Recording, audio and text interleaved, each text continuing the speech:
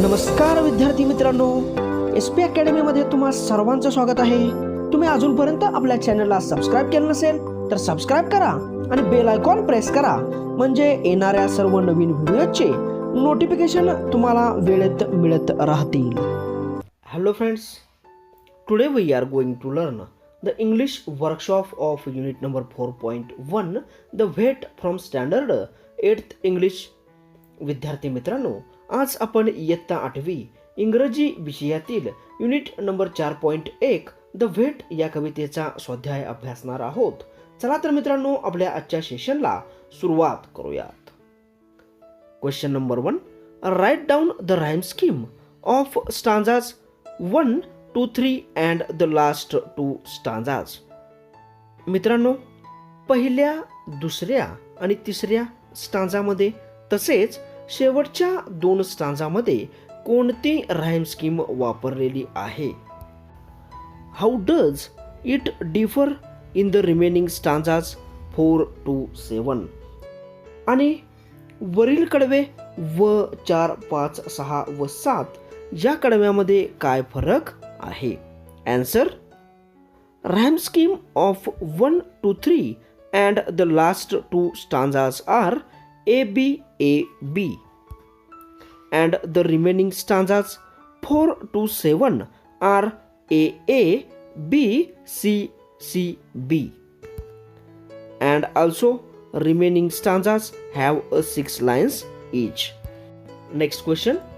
Question number 2, write any 5 illnesses of the animals in the poem that you find most amusing or laughable. कवितेमधील तुमचे सर्वात मनोरंजन करणारे किंवा हसू आणणारे आजार लिहा. Answer, 1 the lion has caught a cold. 2 the arctic fox is suffering from heat. 3 the fever caused by virus attacked the chimpanzees. 4 the panther has a wife who chews his ears. And 5 monkey has pinched his tail. Next question. Question number 3A, find the names of animals that are similar in English as well as in Marathi or mother tongue. मित्रांनो, इंग्रजीमध्ये त्याचबरोबर मराठीमध्ये किंवा तुमच्या मातृभाषेमध्ये समान नाव असणारे काही प्राणी शोधा. Answer, 1 zebra, 2 chimpanzees, 3 kangaroo and 4 giraffe. या 4 प्राण्यांची नावे इंग्रजी आणि मराठीमध्ये एकच आहेत. Next question. Question number 3B, translate the names of zoo animals given in the poem into your mother tongue. मित्रांनो, कवितेत उल्लेख असलेली प्राणी संग्रहालयातील प्राण्यांची नावे तुमच्या मातृभाषेत लिहा. आन्सर, लॉयन म्हणजे सिंह and zebra means zebra. Hippo means पानघोडा. बायसन मीन्स गवा. फॉक्स मीन्स कोल्हा. Chimpanzees means chimpanzee. Bear means अस्वल. पॅन्थर मीन्स चित्ता. टॉरोटाइज means कासव. Giraffe means giraffe. Hyenas means तरस. मंकी means माकड. रिनो means गेंडा. एलिफंट means हत्ती. Kangaroo means kangaroo. Crocodile means मगर किंवा सुसर. आणि कॅमल means उंट. Next question. Question number 4, think deeply and write. सखोलपणे विचार करा व लिहा. Is the poet really discouraging the youth from becoming vets. कवी खरोखरच तरुण लोकांना पशुवैद्य होण्यापासून परावृत्त किंवा नाउमेद करीत आहे का? Explain your response. तुमच्या उत्तराचे समर्थन करा.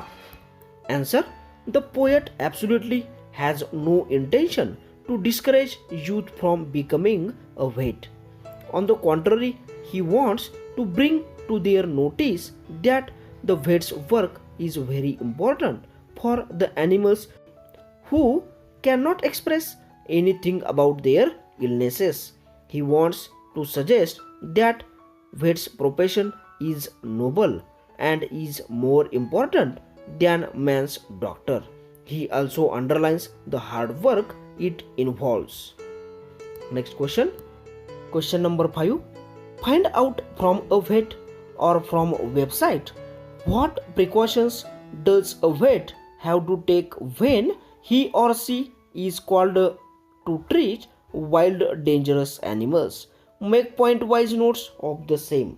मित्रांनो, एखाद्या वन्य किंवा हिंस्र प्राण्यावर इलाज करण्याकरता एखाद्या पशुवैद्याला बोलावले असताना कोणत्या प्रकारच्या सावधानता बाळगाव्यात किंवा पाळाव्यात यांची माहिती एखाद्या पशुवैद्याकडून किंवा वेबसाईटवरून मिळवा व त्यांची मुद्द्यानुसार टीप लिहा. Answer. Precautions to be taken by a vet when he is called to treat wild dangerous animals. 1. Restrain the animals properly. 2. Get help from strong men before treatment or examination. 3. Wear personal protective equipment. 4. Securing animal safely can help you to avoid sprains, strains, slip and fall, accidents and other physical injuries. 5. Take care to avoid blind spots and then approach animals slowly. 6.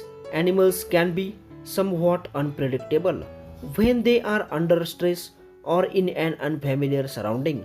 So be attentive and stay aware of the animal you are handling all the time. 7. Sudden movements are never a good idea. Talk too softly to it as you approach the animal. 8. Take precautions of zoonotic diseases like ringworm, herpes, rabies, etc. 9. Have an exit strategy in an emergency.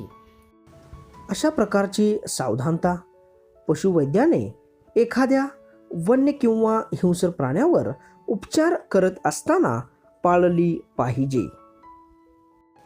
अशा पद्धतीने विद्यार्थी मित्रांनो, आज आपण इयत्ता 8वी इंग्रजी विषयातील unit number 4.1 the weight या कवितेचा स्वाध्याय अभ्यासलेला आहे. तुम्हाला व्हिडिओ आवडला असेल तर लाईक करा, शेअर करा आणि आपल्या चॅनलला अजून सबस्क्राईब केलं नसेल तर सबस्क्राईब करा. आज आपण इथंच थांबूयात. जय हिंद, जय महाराष्ट्र.